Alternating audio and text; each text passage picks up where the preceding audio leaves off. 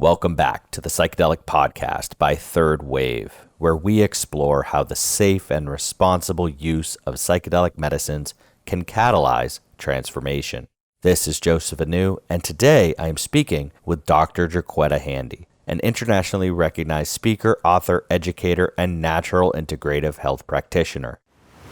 I began to just blog in newsletters. This is what I experienced with MDMA, and this is what I experienced with psilocybin. This is what I experienced in Costa Rica with Third Wave.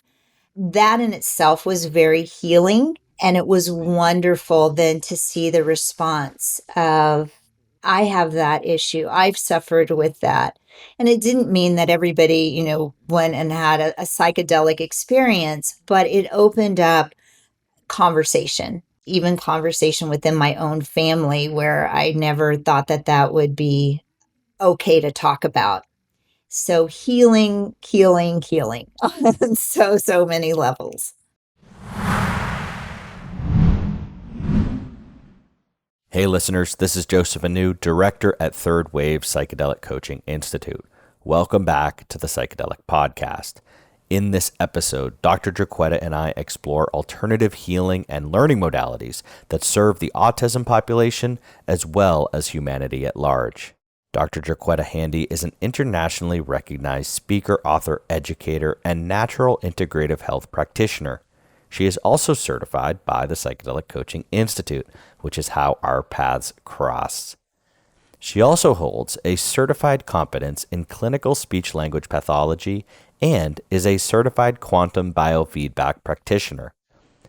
JoQueta is also the CEO and chief visionary of Brilliant Learning, Handy Wellness Center, and Brilliant Blends. She has spent the last 30 years working with special needs children and their families using a holistic philosophy rooted in nutritional protocols and extending from there to specialized learning strategies for the individual. JoQueta has applied her life and career experiences to take her practice to the next level by founding Brilliant Blends and formulating her own line of dietary supplements. In this episode, Dr. JoQueta and I go deep into expansive topics like the connection between autism, gut health, and serotonin, the healing power of quantum biofeedback, shared energies, and digital psychedelic dosing, how Dr. Handy uses frequency to address patient imbalances, and why Dr. JoQueta sees the autism population as humanity's greatest teachers. Dr. Handy's insights on everything from biofeedback technology to the gut microbiome and generational patterns are so invaluable. This is a must listen for anybody who seeks alternative routes to growth and better wellness. Just a quick note that the conversation kicked off before we hit record. I had to scramble to hit record because the conversation was getting so great. So you'll be diving in right when Dr. JoQueta begins to speak about autism from her decades of professional experience. And before we dive in, just a reminder to follow the Psychedelic Podcast on your favorite podcast app. And while you're at it, please leave us a review there as well. And if you already have, thank you so much for helping us share trusted research-based information on psychedelics to benefit our communities, culture, and the world. Remember to follow the link in the show notes to find the full transcript and any links that we mention in this conversation. All right, that's it for now. I hope you enjoy my conversation today with Dr. JoQueta Handy. So that's interesting, JoQueta. So when you were working in autism, gluten was one of the first things you kind of came across as being a possible contributor. Is that right? It was probably in right after I moved from New York to California. So it was probably around between like 94, 96 in that area. And there's actually a neurologist here in Orange County that contacted me and told me that if I continued to, list gluten as a problem, and that was when gluten-free, casein-free diets were just starting to come out. And, there had just been some studies done on the gut. And so she reached out to me and said that if I continued to promote this with parents, that she would not only have my license pulled, but that she would make sure that the parents were investigated by Child Protective Services. So I'm like, wow, lady, I hope that you're still alive today and are seeing how very wrong you are. Of course, I didn't listen to her. I'm like, oh, okay, whatever. So yeah, so that was kind of my first introduction and pushback around gluten-free. But I mean, today we know how important that is. So again, they are just here to be our teachers. Right. And it's a great, it's we're never sure, we're never done. It's been, look at just not only gluten and carbohydrate but fat. When I was a kid or when I was younger and I was in a personal training setting, I remember, so I had a couple of concussions as a kid, one really serious head injury, and I was put on what would today be called a ketogenic diet in the early 2000s. And, I was a personal trainer. My undergrad's in exercise physiology. I'm very well aware of the food pyramid and everything it has to say. But I started to go on this diet that was prescribed to me from a brain doc. And my coaching clients, I think I lost a few of them because they were so afraid of fat, and they would see their trainer, having coconut oil or any of these, demonized foods and moving away from carbohydrate and gluten at the same time. And it was in 4 weeks, my health completely transformed on that diet. But it was this kind of paradoxical scenario where, wait a minute, the diet that is creating the most health inside of my mind and body is also the diet that's going to give me heart disease and kill me. Like, that doesn't sound like a fair game. Right. Yes. So many times we're just closed-minded and closed-hearted, right?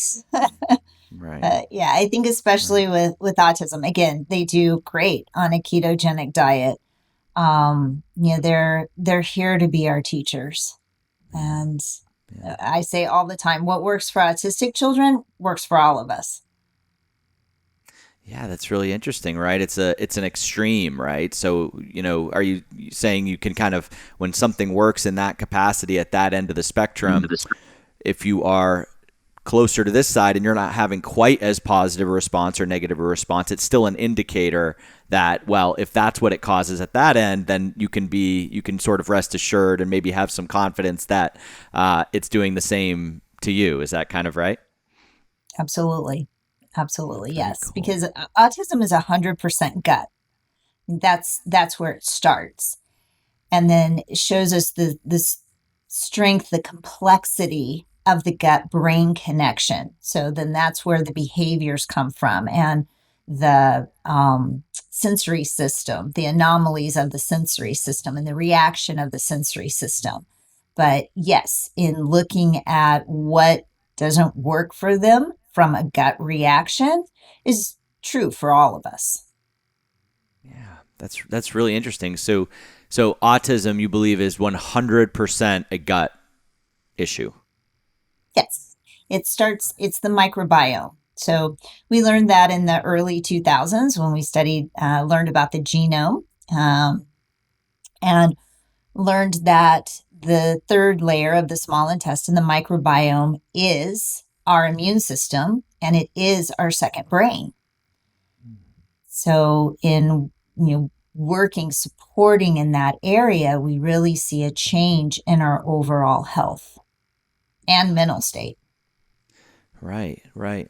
And so when we look at autistic kids, and this will maybe be a segue into some of your other work and psychedelics, what promise or hope do you have for the future as it relates to any applications of psychedelic medicines for autism? Do you think there's any hope for the future there? Yeah, that's a really good question. So, have a couple of answers for that. One of the things that we see specifically in working with psilocybin, and I think this is an area that should be more researched, but because of the damage to the microbiome, autism can't be cured. Okay, by the time it's diagnosed, so much damage is done to that microbiome, it cannot be cured. Now, that's not to say that we can't see improvement, right? The body is plastic, the brain is plastic, so we can make significant changes. And I've had the wonderful blessing of watching that and being a part of it. But we can't cure it. So people who are out there saying they're curing autism, that's not the truth. But because of that, 95% of serotonin is made in the gut. Only 5% is made in the brain. And so when we're working with psychedelics and the ACE2 receptor, that serotonin link, we have to be very, very careful, especially in working with the severe population. I personally have not seen it as a benefit in my population, in my specific caseload. And again, that may be because my passion and I'm just drawn and attracted to the more severe end. I've read research and I've heard some good results with especially adults, autistic adults on the mild end of the spectrum, using psilocybin, microdosing, and it being very, very successful. But that's not to say, maybe looking at LSD might be more beneficial for them in microdosing. One of the things that I've done, and this may sound a little strange, in working with biofeedback, in quantum biofeedback, there's the system is just made up of frequencies. So basically what it allows us to do when we run a quantum biofeedback test is we're able to identify and map our way to solutions because it's identifying where the greatest stress is in the body. So for instance, if you said, I have chronic stomach pains. Okay, well, there's a lot of different reasons why you might be having stomach pains. And so we're able to see there's stress in the stomach, but where is that stress coming from? Is it coming from an overgrowth of bacteria? Is it coming from a stress response like cortisol? And on and on and on things that we can look at. So again, when we can identify that foundational area, then we can have a much more accurate way of working on a solution. And so one of the frequencies, there are plant medicine frequencies within quantum biofeedback. And so you can do something called digital dosing. And this was first proven the first time I know that it was written about, talked about, was in the 2008 Beijing Olympics. And if you Google hormone streaming Beijing Olympics, there's quite a bit of a write-up on it. But basically what they proved is that digital dosing can be done. So it's 100% legal, right? So when they tested the Chinese athletes, the men's testosterone was 1,000 times higher than normal, and the women's was 300 times. No, not that that's healthy in any way, but what happened that year in the Olympics is the Chinese athletes were not supposed to show up at all, and they medaled across the board. And so again, it proved how this machine can be used. So one of the things that you can do is any frequency, you can do digital dosing. And that's one of the things that I have been experimenting with my adult autistic population. And the psychedelic that seems to work the best is ketamine.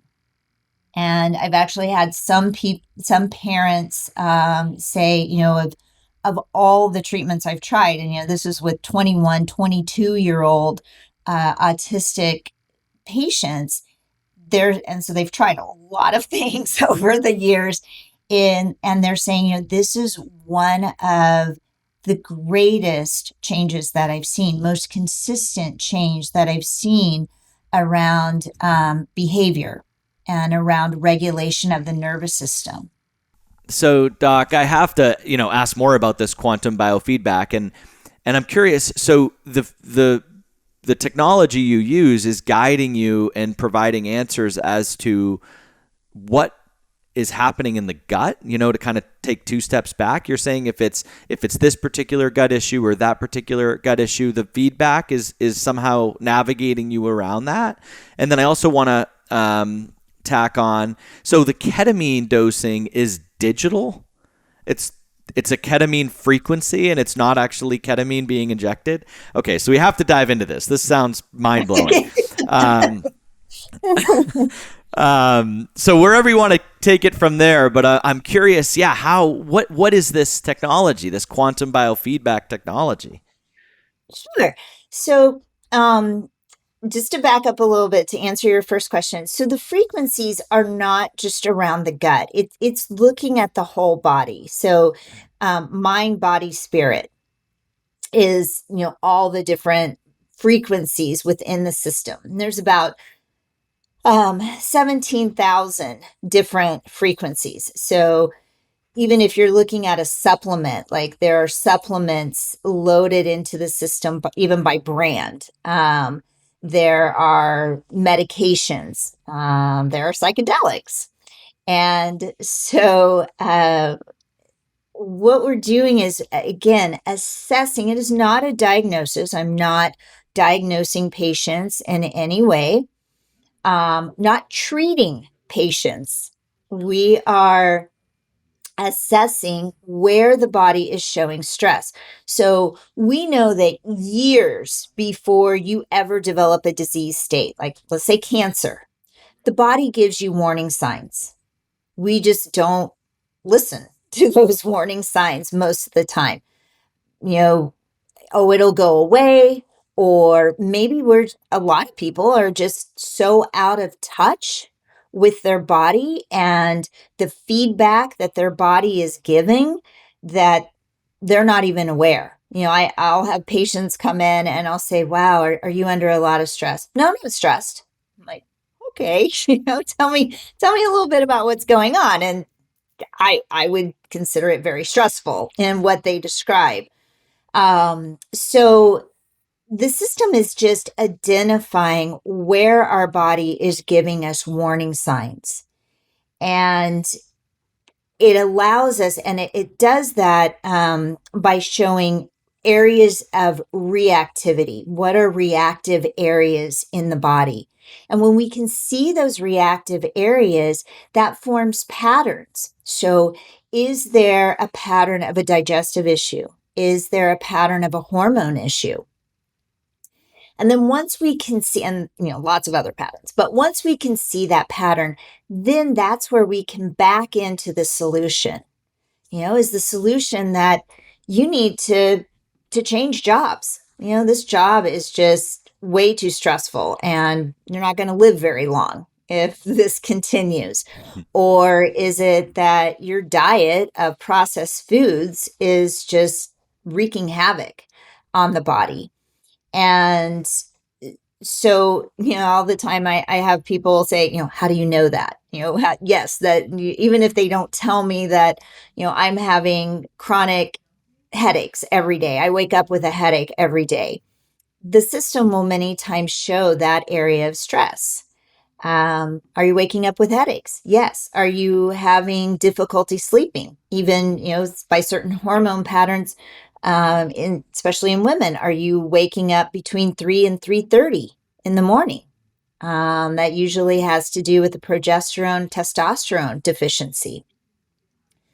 So we're able to identify those areas of stress. At the same time, when we can identify frequencies that are distressed or out of alignment, we can also use the frequencies within the system and send that into the body. So and somebody says, well, how does that work? Well, we do that every day, right? Like if you are in a perfectly great mood and all of a sudden you walk into a room with a person or people who are not in a great mood, you immediately feel that, right? Or at least you should immediately feel that. And Yeah. you're just kind of like, whoa, what just happened here? Okay, we're energetic beings, right? So we're chemical electrical beings, and we are constantly interchanging, whether it's with nature, whether it's with other human beings. One of the greatest, I think, lessons that I had around that energy that we feel, and that's what I love about plant medicine, but just kind of, the tribe, the people that run in this circle are very attuned to energy, and especially, creating a container, that shared energy within plant medicine. My husband and I were traveling in Italy several years ago, and we were on coming from a cruise ship on a tour bus to Rome. And the person who was the tour guide was not a very pleasant person. And I just kind of immediately tuned her out because she was talking about how terrible the day was going to be in Rome because the priest, the Pope, was going to be praying over the peasants, and it was just going to be crowded and just awful. So I just kind of went, I'm not really listening to you. And we get the bus parks, we step off the bus and start walking down the street. And all of a sudden, like, I just have all of these chill bumps. I call them angel bumps, like all over my arms. And I reach out to my husband. I'm like, where are we? And he was like, we're in Rome. And I'm like, I know, but like, where are we? And he was like, we're walking toward Vatican Square. I'm like, okay. And we keep walking a couple of more blocks, and it gets so intense. And I'm like, what's going on? And he was like, were you not listening? I'm like, nope, I wasn't. And he was like, it's a day of prayer, and the Pope is praying over 3,000 people in Vatican Square. And about that time, we turn where we're at the edge of Vatican Square, and it was like electricity ran through my body, and my whole body just lighted up. And I'm like, I don't know what this is, but I'm staying right here. Like, this is the most incredible thing. And what was it? Well, it was shared intention of 3,000 people. And that's the same healing power that we have in that collective. And so that's just like an example of, when I say quantum biofeedback, we're working with frequency, shared frequency. That's one way to look at it. Or at least it makes a lot of sense to look at it that way to me. Wow. I mean, that is a beautiful story. It's just so amazing. And your sensitivity, as you said, there's, this day and age, people are a little disconnected, and, we might eat, my wife says, like, if you can eat like McDonald's or something and it doesn't affect you, that's when you need to be concerned. If you Right? feel, like, Yes, if you eat it, I agree with her. and so there's this like desensitization to, good frequency, bad frequency, unhealthy food or healthy, supplements. When did you identify this sensitivity? Because the average person on that bus that you got off probably wasn't feeling it, despite I know it exists. I know the power of 3,000 people praying with the Pope. But are there any other, when did you start to identify that maybe you have a greater sensitivity to the energetics and the quantum than maybe the average person? Because it sounds like maybe there's a history there. Um, you're really diving into my skeletons. Great, great question. So in working with autism, again, they've been my greatest teachers. This always makes me emotional. There was one autistic young man. Now he's 29. His name is Weston, and he was the one that really opened up my mind, my heart in this area. And Weston called it heart talk. And Weston was probably, at the time, one of the most severe autistic children that I had worked with. He came into my life early in my career in the late 90s and earlier in my career. And he had this enormous head, especially the frontal lobe of his head was extremely large. He wore his clothes backwards. He wouldn't wear any shoes. He had the worst nystagmus that I've ever seen, where his eyes just rapidly moved back and forth. And he was completely nonverbal. I mean, he didn't even shake his head yes or no at that time. His sounds were very, for lack of a better word, barbaric sounding, very primitive sounding. And Weston came into my life when he was 5 years old. And he had been evaluated by a really famous speech language pathologist that I'd actually studied under in grad school. And when I read that she had done the report, I was just like, oh my gosh, like I get to work with one of, somebody that she's evaluated. And so I immediately reached out to her, and her advice was, don't take this case. She said, this child should be institutionalized. He's not going to make any progress. And it's children like this that give therapists a bad name. And fortunately, I did not follow her advice. And I began working with Weston. He wouldn't even allow me to get close to him. He would sit in one corner and I would sit in the other. And the only way, I said the way that we began to develop a relationship was through tapping, because the only thing I knew to do was I had studied under a therapist at the Boston VA and this theory called tapping, and it was working with veterans who had had severe strokes. And that, I was clueless on what to do with this child. And this went on for about 2 years. The EFT tapping? A form of that. Okay. In the 90s, we didn't even have EFT at that time. It wasn't well known.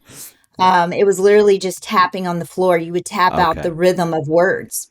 Okay. And so this went on for about 2 years, and I was feeling so guilty that I was just taking parents' money and not making any progress with this child. And at the same time, I'd been working with a biochemist he was an energy healer. He was an amazing man. And one day, Weston and I both were in his office, and Weston had this behavior where he would take a magazine and he would just rapidly flip through it and then throw it to the side. And sometimes it was upside down, sometimes it was right side up, but he always had a book or a magazine in his hand, and this behavior. And of course, that was written off as autistic. And so Dr. Jones and I are both looking at Weston as he's giving us the evil eye in his office and doing this behavior. And Dr. Jones said, wouldn't it be interesting if Weston could read?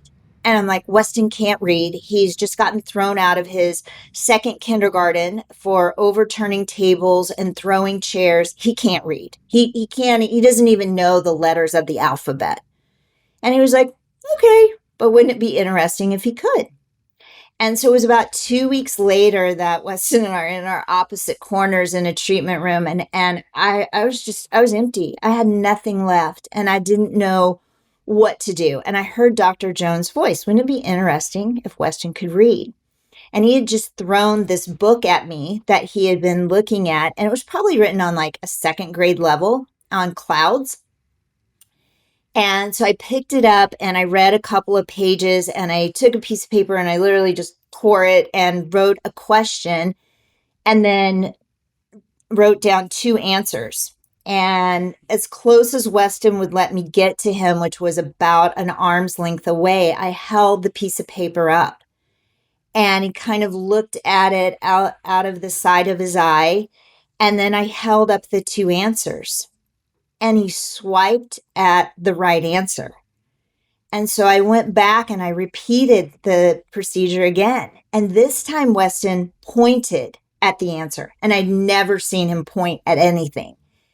And with that, he took the book and he started shoving it into my stomach and pounding on the floor because I couldn't read the next page fast enough and get the question and answer written down. And it was right again and again and again. And I was so taken back because this child shouldn't be able to read under any circumstances, given his eyes, given his what I thought was his cognitive level. And I'm so embarrassed to say this, but it took me 2 weeks before I got the courage up to tell his mom that Weston could read. And I saw him 3 times a week. So I'd seen this child like 6 times and the same behavior repeated over and over and over. And when I went to her and told her, I think Weston can read, she was this very faith-filled woman. And she said, okay, now what do we do? I'm like, I have no idea. And when I finally, she began homeschooling Weston, and he was able to learn Spanish in 2 days, and his grandmother was Japanese, and he was able to learn Japanese in 2 weeks. And his mom just began working with him on, every area of academics. And when we finally convinced the school district to test Weston, he was about 9 years old, and he tested out at a 12th grade level. So not only could this child read, he was, a genius. And it wasn't long after that I began to be able to hear him. And he was able to speak with what he calls heart talk, and just no words being said, but could check it out by, asking questions. Did you just say this? Yes. And he showed me, when working with Weston, it not only changed my life, it changed my career in the way that I viewed life, but especially children. We cannot judge the outside. We need to look at the inside, and we need to look at the inside with our heart. And because, the saying love conquers all, it truly does, whether that's academics, whether that's disease states, whether that's just sharing a conversation. And so Weston has continued to be a huge teacher for many now, at the age of 28, 29 years old. And his mom wrote a beautiful book called Waiting for Weston about this story. And she titled that because she said, I was constantly waiting for Weston to be fixed. And she said, when you discovered this, I thought, oh, this is it. He's going to be, quote, fixed. And he was already perfect, just as he is. And so many times we're waiting for that woohoo, when we already have it. And that was, again, that it gave me the understanding and the courage to step out and really advocate for children and their learning, for those children that don't fit into the box, right? And just because, do we have to go through the traditional way of learning the alphabet and the sounds that they make in order to read? No, we don't. And the philosophy that Weston taught me is everybody has their talents and their strengths. And when we step back and we acknowledge that and we work from that place, that's where magic can happen.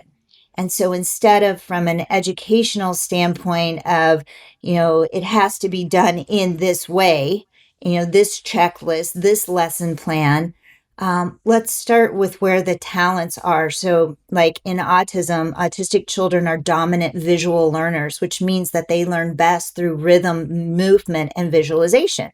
That's why they can memorize a song quickly or want to watch a Disney movie over and over and over because it's all around their strengths.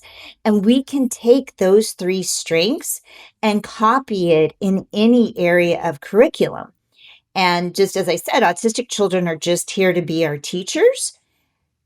That works for anybody that's struggling academically or just in helping you recognize, your learning strengths.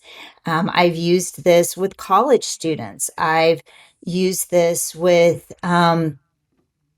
college students who have had an injury like a head trauma, a stroke, and helping them learn differently around their new strengths. And instead of just saying, oh, this, I'm not going to be able to do this. No, we just have to do it in a different way.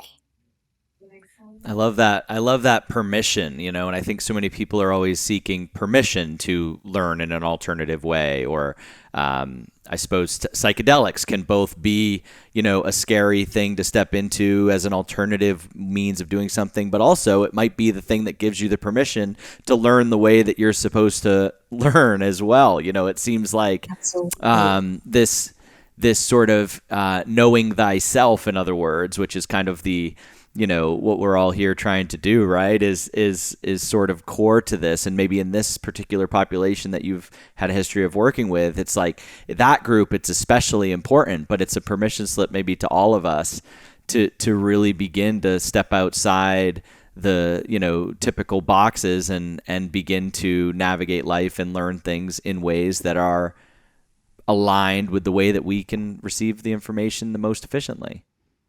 Absolutely. I think, again, in what I'm discovering in working with digital dosing, specifically with ketamine with this population, when I asked why is this helping them so much, and I could tell you story after story of what parents have shared with me and in the changes that they saw within about 3 weeks' time.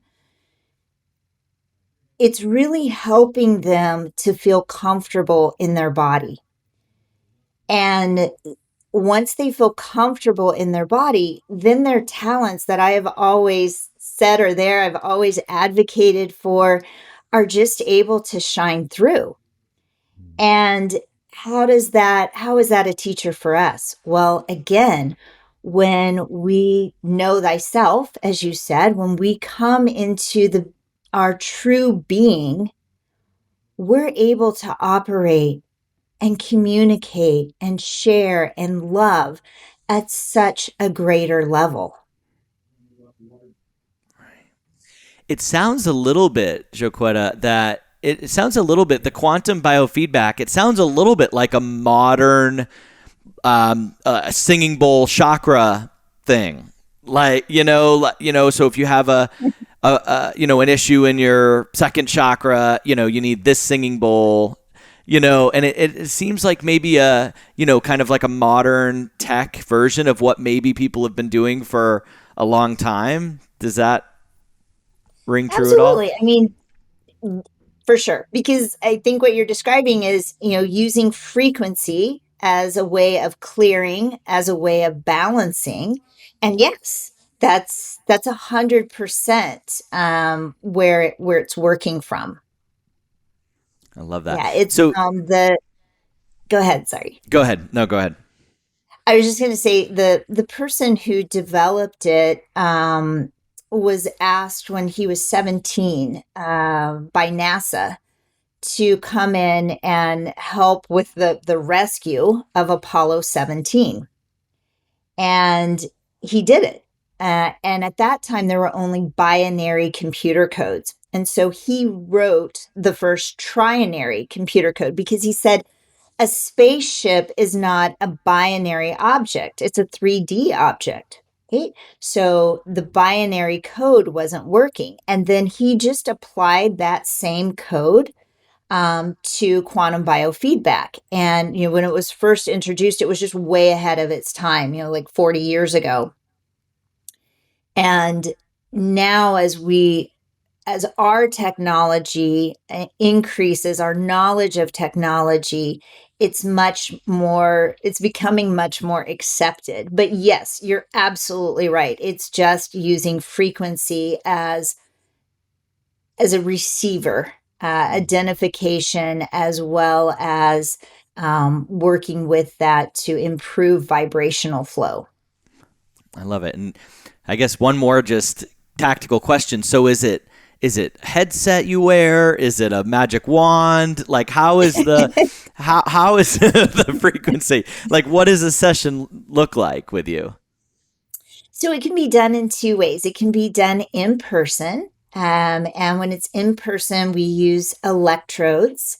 Uh, and that's the biofeedback part, very much like an EKG or an EEG. We are very familiar with those and reading the frequency of the brain and the frequency of the heart. But every cell in your body has a frequency. And we can look at that we can work with that frequency. So when we put your entire frequency together, that's as unique as your thumbprint, as a fingerprint, right? So we call that your cellular blueprint, and that's as unique as like your cell phone number. So if I dial your cell phone, I should be able to get you anywhere in the world. So Einstein was the first one that talked about quantum physics, and he called it spooky science.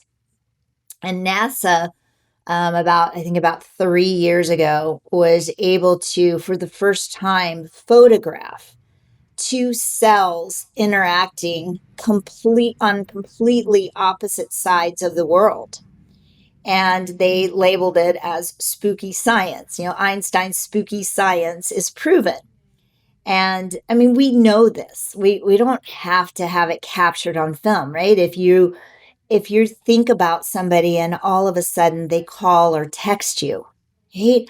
Or a mother's intuition, a parent's intuition. Why is that? Because that's part of your DNA. And even without that DNA piece, just the frequency of love that you're connected with your child.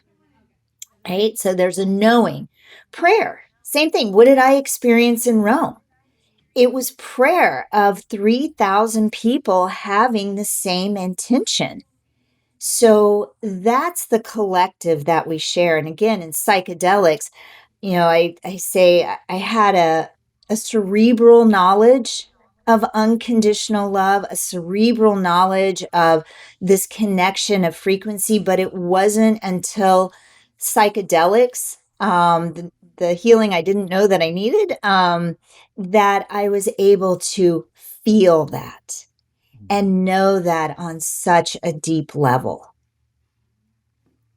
So basically, yes, that's it can be done remotely. So telemedicine through that quantum physics connection. It can be done in person through a biofeedback and electrode connection. Okay. What did your entry into psychedelics look like, JoQueta? Well, that one was that was fun. Um, I was the one that, everybody says, oh, yeah, I did, I tried mushrooms in college, or I did it. I came from a very fundamentalist Christian background of thou shalt not. And so I didn't have that experience and experimentation, but from my work, I've always just been fascinated with the brain and research and brain chemistry. And so I think it was around like 2016, the Johns Hopkins research on psilocybin, I was just kind of obsessed with it. And Michael Pollan's book, How to Change Your Mind, loved that. And so, again, as I shared when my caseload in 2020 kind of took a dive, that was when I said, I know that this can help. I've read the research, it's there. How can I begin to use this and share this with my patients and in my practice? And so that was, when I reached out and started the certification process, diving deeper. And, but I felt like, well, you can't coach something that you don't know about, right? That you haven't tried. And so I began to kind of go through my laundry list of psychedelics and dragging my husband along with me.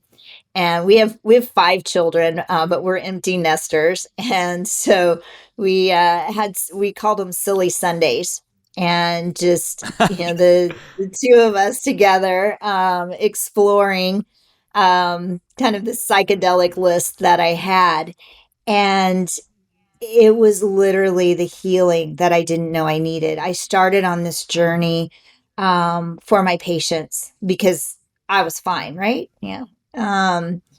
and it just it opened up, so many layers from experiences with MDMA, and a very realizing that there had been a very, very, very closed door around sexual abuse when I was a teenager. And it was so closed off, I didn't even think it was real when I went through the experience, and actually had to go to family members and say, did this happen? Why was this so vivid to me, but yet I can't remember it? It doesn't seem a part of me. Um, Psilocybin, and the pieces and parts that brought up of past resentment that I had carried for years, belief systems at kind of an ancestral level. And so I began to, when I started on this journey, I was wanted to be very transparent and open with my caseload. And so I shared openly with about 4,000 of our patients that, hey, this is what I'm going to do. I realize that this is not for everybody. And if you don't want to be a part of this sharing, then great, fine, just let me know. And so about probably over half of our caseload said, yes, I want to be a part of it. And so I began to just blog in newsletters to our caseload of, this is what I experienced with MDMA, and this is what I experienced with psilocybin. This is what I experienced in Costa Rica with third wave. And it that in itself was very healing. And it was wonderful then to see the response of different people. Yes, I have that issue. I've suffered with that.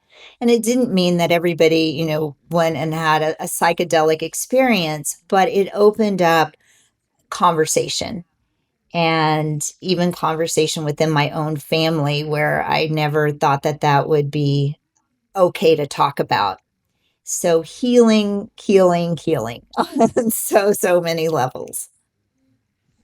Well, it's better. It's very courageous as a doc to just, put that out there, and just tell everyone, because you don't know what people might think. And, I think that hangs up a lot of people, and kind of keep a lot of people, I think, even if they're docs or whatever, just, as they begin to have this healing, there's this part of them that really want to share that experience and put it out there. And then there's this other part that's a little afraid. What if my, job finds out, or, even your kids, like your kids must have had quite, when Silly Sundays began, where your kids like mom and dad are out of their minds.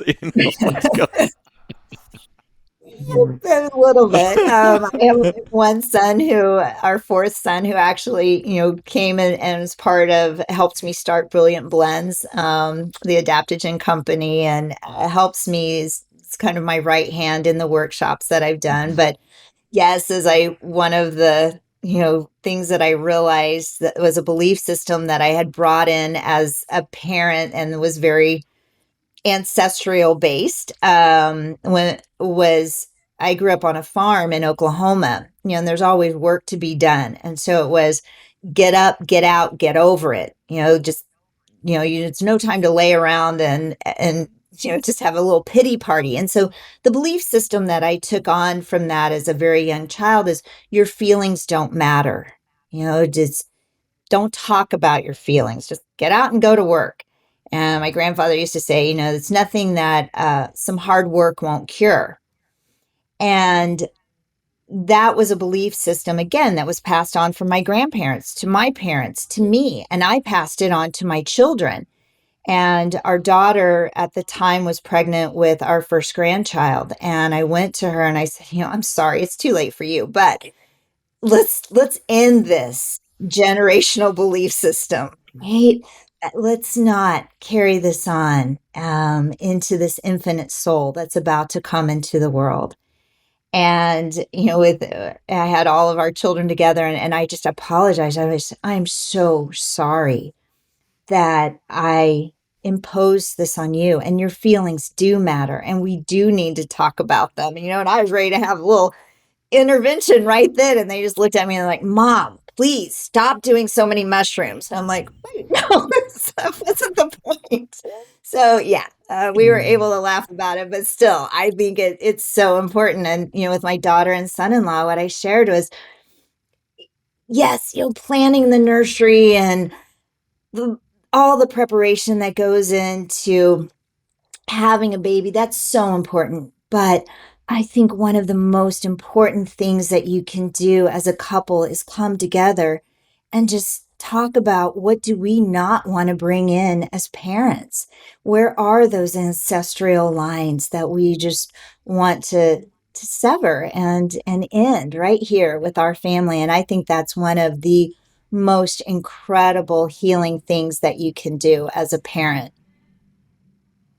I totally agree. I've got a 3-year-old and another one on the way, and I'd be curious, JoQueta, in terms of the quantum. I've had this feeling like it's my kids that are bringing, maybe, in other words, that baby might have brought the medicine to you. It said, I'm coming in here and I want to make sure this line is healed up. And so do you have any quantum sort of around these souls that are coming into the world now, and all the change that's occurring? To what extent are the souls bringing it, and to what extent are we preparing for the souls? Are we doing the work ourselves? Does that make any sense? Wow. Oh my gosh. First of all, just want to take a moment with that one. That is a beautiful thought. So well said. And wow. Thank you. Thank you. I sure hope so. To answer your question,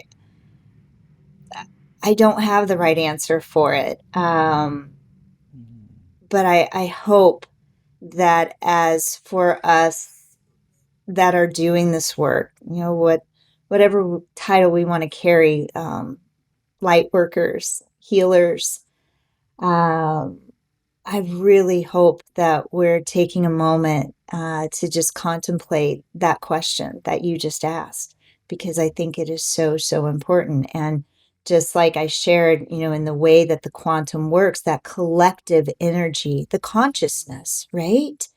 What a change that we can have. One can have, 100 can have, 1,000 can have, on creating that ripple effect within that positive change within the consciousness. And I think it is being called for and needed more than ever right now.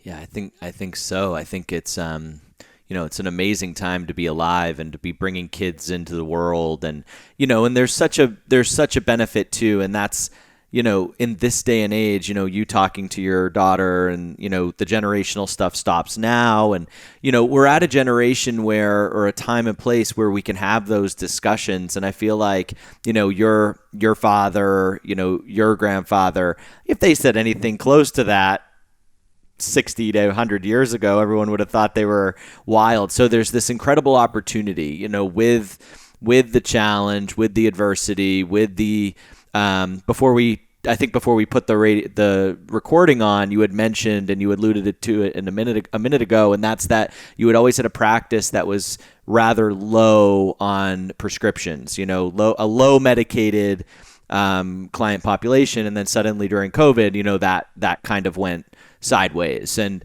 that's when you began to explore psychedelics personally, and also potentially as a therapeutic for this population that's clearly struggling. And so there's this time that we're in where there's so much pain, and there's so many people grasping at medications or alcohol consumption, sugar, all of the things.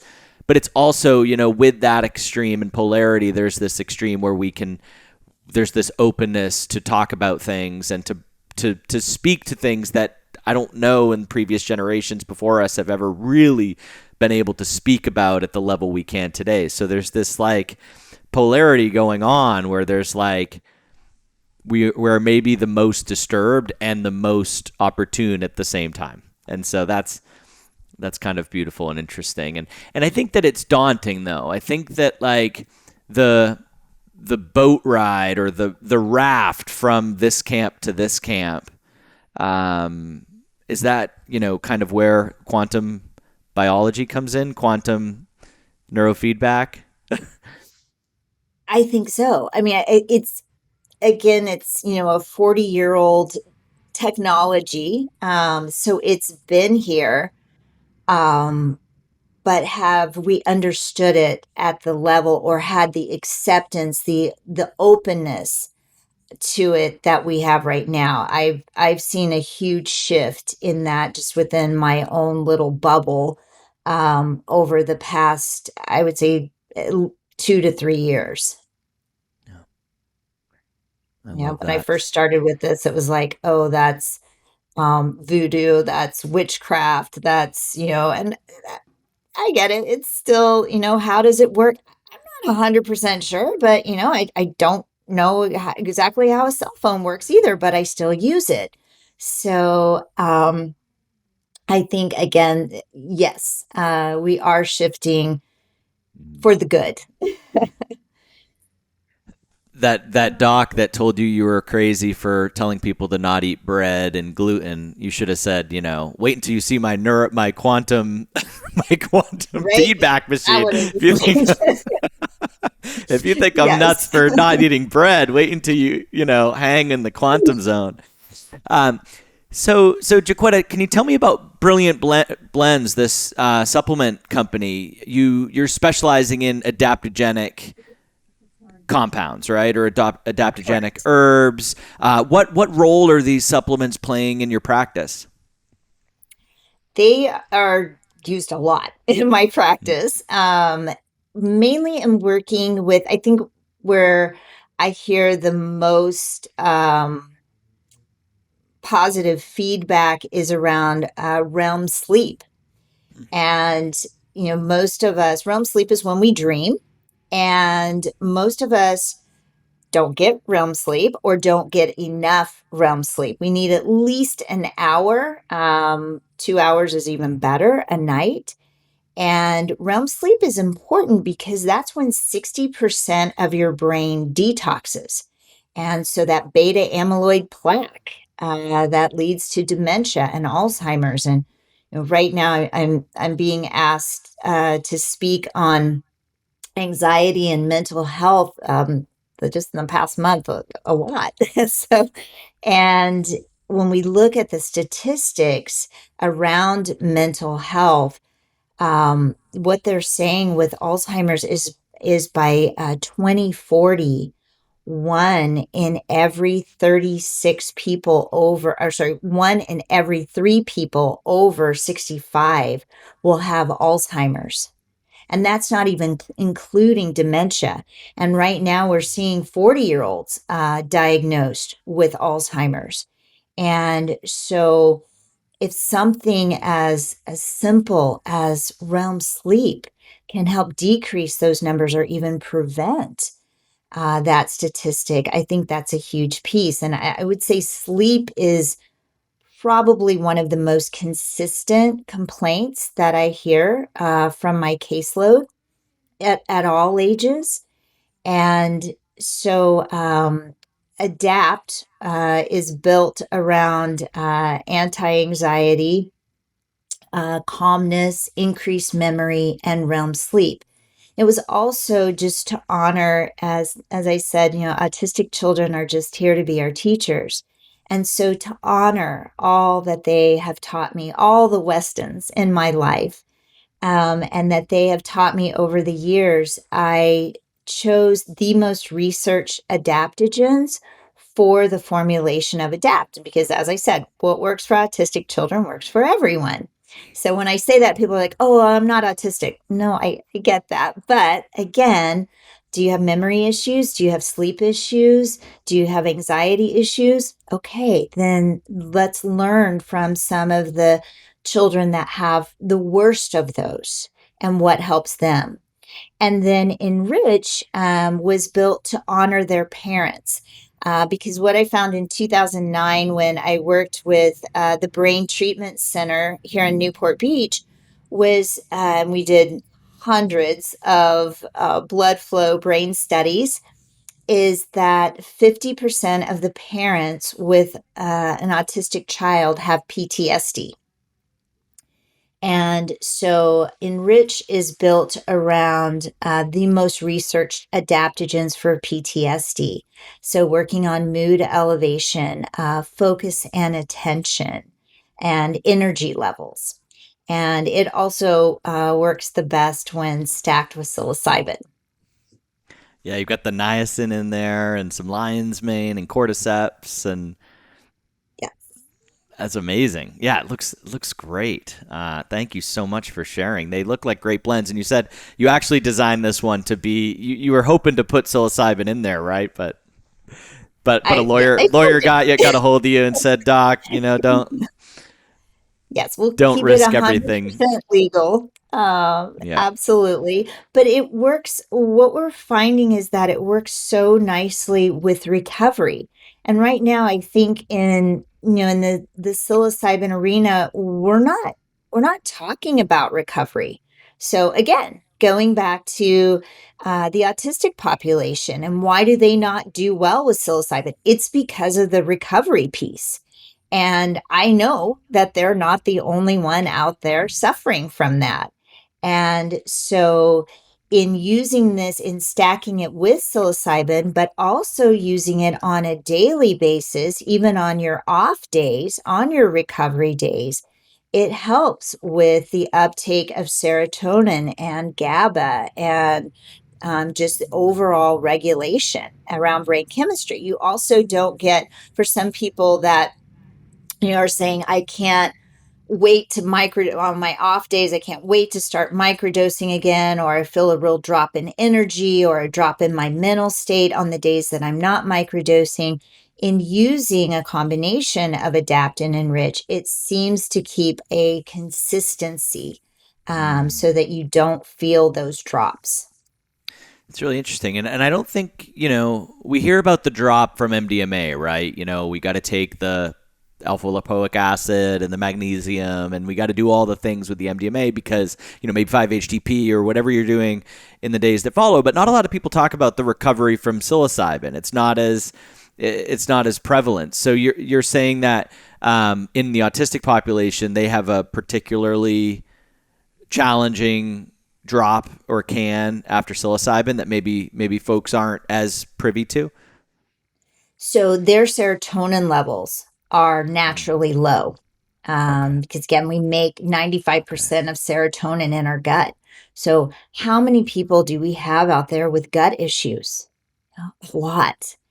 And so, I think the recovery piece needs to be supported more. Somebody may write it off as, oh, that just didn't work for me. Oh, I had anxiety when I did it. And so we start playing with a lower dose, a lower microdose, or we might change the strain. I'm finding a lot of times it can go back to just depleted serotonin levels to begin with. So, in working with, working on the gut prior, as I tell my patients, not everybody's healthy enough to microdose. And a lot of times that has to do with gut integrity. And so we know that mushrooms, medicinal mushrooms like lion's mane and cordyceps and reishi and turkey tail, they're amazing at supporting our immune system, at supporting digestion, and at helping us regulate serotonin, especially like with ashwagandha. So I think it's an important thing to look at, just knowing the majority of people that have gut issues, like autistic children, and probably because of that have lowered serotonin levels that possibly might affect their recovery. That's really interesting. And I think that got, I was just talking to somebody last weekend about vitamin D, and they're like, I'm taking all kinds of vitamin D and my level is still at, 20 or whatever it is. And, the sort of recommendation and sort of what came up is like, okay, try to take this liposomal vitamin D because your gut probably just can't handle, even if you're taking all sorts of vitamin D, your gut doesn't have the bacteria or the enzymes or to actually use the white powder in the little capsule. So you got to do some other version, maybe an injection or something to try to move the needle on the levels. And, I haven't really thought about that in terms of psychedelics and mushrooms and psilocybin. And it's like this prerequisite of gut health to get the most or to have the safest experience. It's almost like another element of a safe container is like, is everyone's gut healthy? So JoQueta, what do you use? I know there's something called the GAPS diet. That's a sort of autism based maybe diet. What sort of gut health protocols or recommendations might you have for somebody that's kind of, perking up right now as we're having this conversation? Sure. Well, I think it's, not one size doesn't fit all. So for sure, being able to look at each individual person is important. But if we're just kind of going off of what is a general cause that we have right now, one of my favorite researchers is Dr. Stephanie Seneff from MIT. And I've followed Dr. Seneff for about 10 years in the autism world. And she was one of the first to talk about glyphosate, which glyphosate is just, Roundup Ready times 10.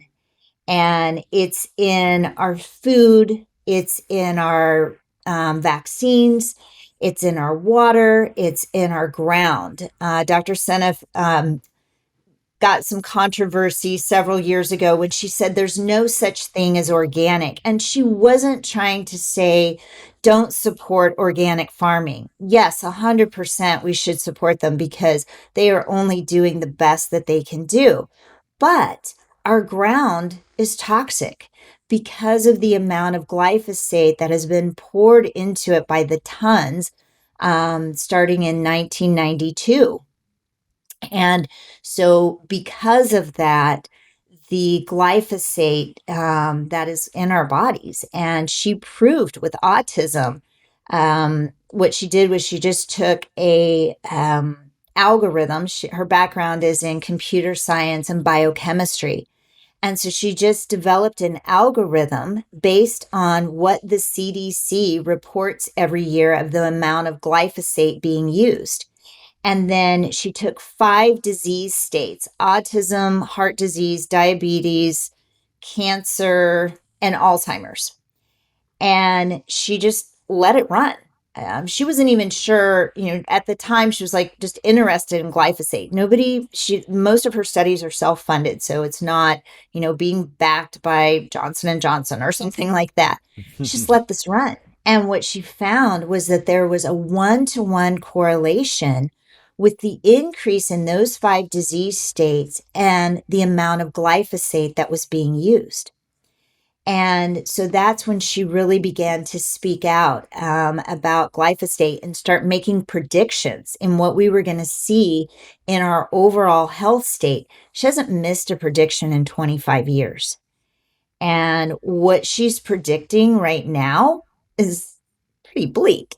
And so in looking at glyphosate and being especially in, our processed foods like children's cereal, is a huge one. I use by Kellogg's and General Mills and But again, it's in a lot of things, not trying to pick on them in any way.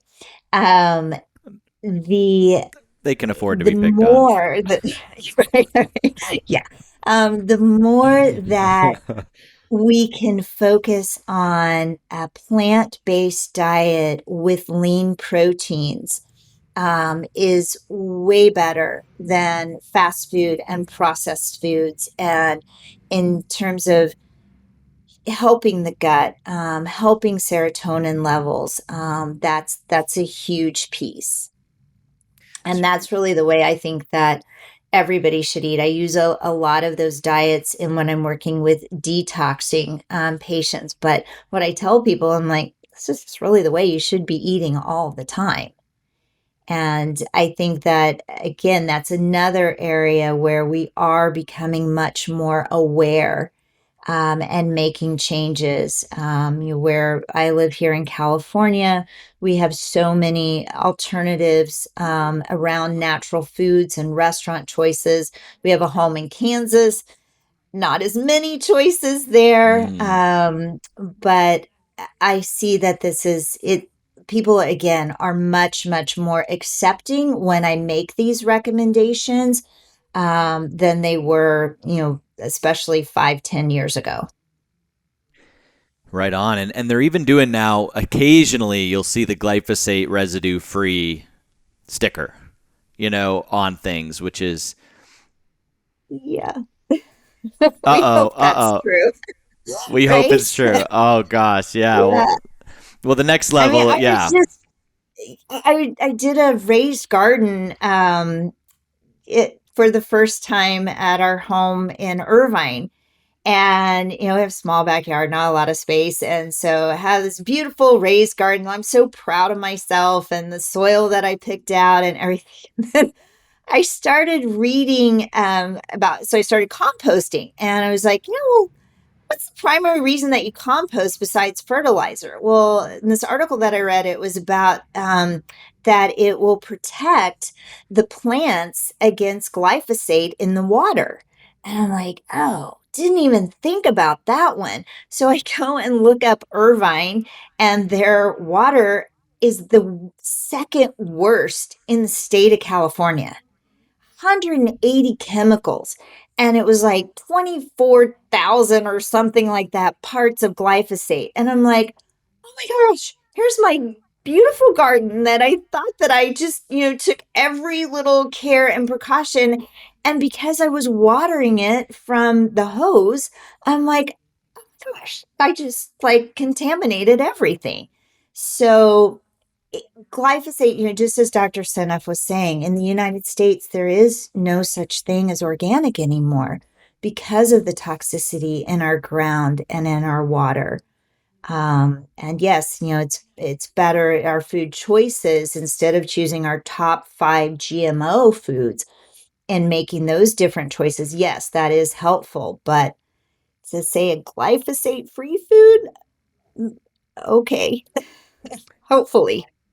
I just closed on a new home, and literally the first thing we're doing today is installing this massive whole house water filtration and structuring system, so that at least that exposure, Austin, Texas doesn't have great water either. I know in California, there's a lot of pesticides and such, but maybe, one thing that listeners can take from the show too is like, take care of your water, the water that comes into your house, drinking Yes. tap water. Cause even if you're buying organic and doing what you can and looking for glyphosate free stuff, even if that doesn't exist, but if you're just going and drinking tap water at home and bathing in that water, then like, goodness, it's, not to create a scenario where people are like, oh my gosh, I lose over there and I lose over there. But it's Right. sort of the Feel like state you of have the to live in world, a right? bubble. It's like you can't live in a bubble, but that maybe taking care of that water at home, that to me is a big takeaway for folks. Yes, I would agree for sure. We've got to Yeah. do what we can, right? Right. We're water, right? And the frequencies, getting back to the neurofeedback and the quantum feedback, like our water is like it must relate, right? Like our bodies are all water. And so when you were kind of describing being able to find points in the body that are maybe a little operating at a lower frequency, the body's water has to have something to do with that, right? Like the ability of the frequency Absolutely. to penetrate. Yes. Yes, absolutely. And it is so important. And to think that it's this hard for us to find clean water. I mean, it's just unbelievable. Yeah. Yeah. Well, JoQueta, this has been awesome. What did we miss? What haven't we talked? Is there a patient population we haven't talked about? Is there what did we miss? You asked such What else great would you love questions, to but I'm share? still stuck on the one about just, how you were saying our infinite souls coming in and our responsibility to that. That just really, really touched me. And that is an awesome responsibility, right? But one that we can assume and that we can change. So yeah, Well, your I think story about, being in Rome at the Vatican with 3,000 people praying. And so whether, um, you know, I'm bringing kids into the world right now. I'll have in a month from now, I'll have two sons. And, there's that role that I'm playing, right? And I'm also trying to contribute to the collective, but really, my focus is heavily on them and my wife and creating this container that we live in. But if somebody listening is not, having kids or, not choosing, it seems like, the collective, how do we contribute over there? I think those are the two things I'm really taking from this show is just this extreme importance to focus on our family and maybe, some of these souls that are coming in, but also, the power of the collective that I think right now is maybe so wounded and, divided and, maybe not seeing eye to eye, and those people praying where you could actually feel the energy from a block away, that, wow, okay, so we all play a part in that. And, if those people were not praying and they were fighting and bickering with each other, you might have felt that energy too. And so this important sort of responsibility we all have to concern ourselves with our family, but also the collective, I think is a takeaway for me from the show. absolutely that, just coming, I call it coming home. But know, as you called it, know thyself and coming into our true being. And, we're all here as infinite souls to experience, hey, to grow. But we're also here to serve. And we do that service the best when we come from a place of unconditional love. And so, can that be something that we grow and we share as a collective? Yes, it is. And without doing anything, um, that's some of the greatest healing. Yeah. Yeah. Absolutely. Thank you so much, JoQueta. And your websites, you've got drhandy.com, right? Dr. JoQueta Handy, yes, is one of them. Brilliant Blends. Um, My Brilliant Blends is another one. And then for our workshops, that one is 3COS, 3COS events. And the COS just stand for connection, community, and co-elevation. But on there is where I mentioned that I've shared my own story of just the healing that I didn't know that I needed. And so that can might be a helpful place for some listeners to go and check out. I love it. I love it, JoQueta. Yeah, I'm on your sites now. So we've got the number three, COS events.com. And then you've got mybrilliantblends.com. And then you've got your personal website. Is it drhandy.com or drjoquetahandy.com? Uh, that's is it coming up as I Dr. think it's just Handy? I think it's just coming up as Thank drhandy.com. you for that So clarification. Okay. and for Yeah. anybody listening, are you accepting new clients right now? Kind of in California, you live in San Clemente, right, or Irvine, that kind of area, or you're Right. doing My digital. What kind of practice work is do you do in with folks? Sure. So our practice is in Newport Beach, and I practice with my husband. We have Handy Wellness Center. He's a chiropractor, and then I'm the natural integrative medicine. And as I shared, that's where I'm, primarily the practice now is quantum biofeedback and supplementation and diet on that side. But yes, we can, I have patients that I've never met. So I work with patients in Australia and India and across the United States. So yes, I'm happy to speak with anybody that might need help or in any way that I could help. That's beautiful. And between the events and the medical practice and the supplements, it seems like you've got most of us covered. So that's terrific. You. Thank you for sharing.